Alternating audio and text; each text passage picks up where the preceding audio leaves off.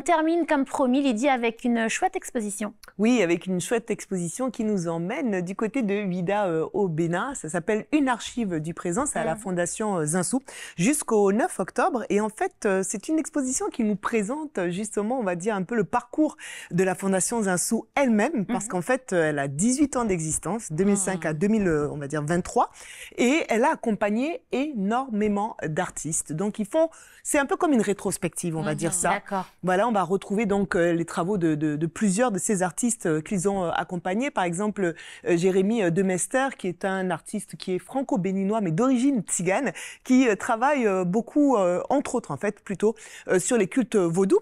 On va également donc retrouver Ishola Akpo. Ouais, j'avoue que je suis extrêmement fan. C'est un artiste multimédia, un photographe de génie.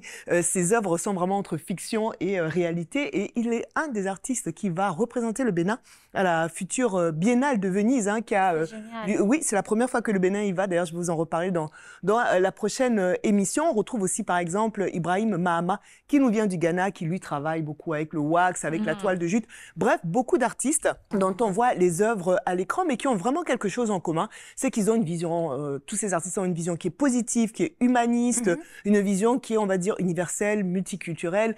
Ils ont à cœur de défendre, par exemple, les valeurs de l'environnement, de la sauvegarde du patrimoine, de l'héritage, des traditions. Ils questionnent, en fait, les problématiques de la société, mais également, donc, de l'histoire. Une histoire que, parfois, vous allez voir, ils n'hésitent pas, on va dire, à corriger.